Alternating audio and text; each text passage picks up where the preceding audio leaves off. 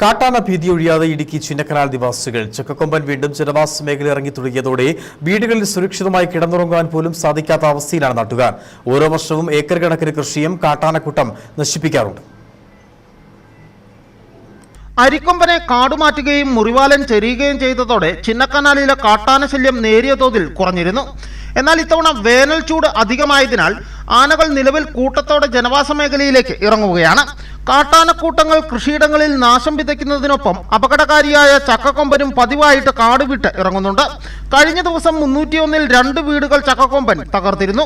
ഓരോ തവണ കാട്ടാനകൾ ഇറങ്ങുമ്പോഴും ലക്ഷക്കണക്കിന് രൂപയുടെ കാർഷിക നാശമാണ് ഉണ്ടാകുന്നത്.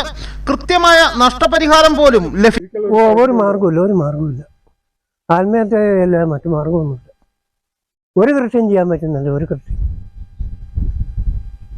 എല്ലാം നഷ്ടം തരുമെന്ന് പറയാം. അതൊന്നും കിട്ടുക, പെരയിടിക്കും, അതുമില്ല.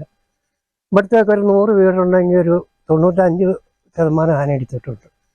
അവർക്ക് ആർക്കും നഷ്ടം കിട്ടിയിട്ടില്ല.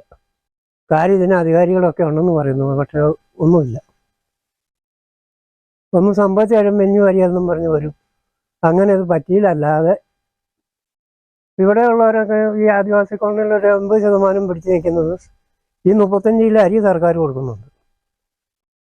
അതും കൊണ്ടാണ് പിടിച്ച് വെല്ലുമുട്ടില്ലാതെ പോകുന്നത്. സ്ഥലമുണ്ടെന്ന് പറഞ്ഞിട്ട് ഒരു കാര്യമില്ല. ആർക്കും ഒരു കൃഷിയും ചെയ്യാൻ സമ്മതിക്കുന്നില്ല. കുറച്ച് ഫോറസ്റ്റുകാരും ഉണ്ട്. പറമ്പിൽ കയറി നശിപ്പിക്കുന്നതിന് അവർക്ക് ബുദ്ധിമുട്ടില്ല. അവരുടെ മൃഗങ്ങളെ നോക്കുന്നതിന് അതിന് വെള്ളമില്ല, തീറ്റയില്ല.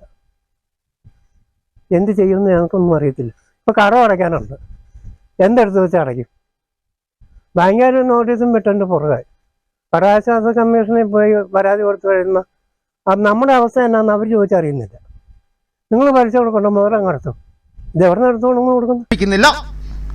ചിന്നക്കനാലിലെ കാട്ടാന ശല്യം ഒഴിവാക്കുവാൻ വനം വകുപ്പ് പ്രഖ്യാപിച്ച വിവിധ പദ്ധതികളും നടപ്പാക്കുന്നില്ല. വനമേഖലയിൽ ആവശ്യത്തിന് ഭക്ഷണവും വെള്ളവും ഒരുക്കുവാൻ വനം വകുപ്പ് തയ്യാറാകുന്നില്ലെന്നാണ് നാട്ടുകാരുടെ ആരോപണം. News bureau, Udumbanchola.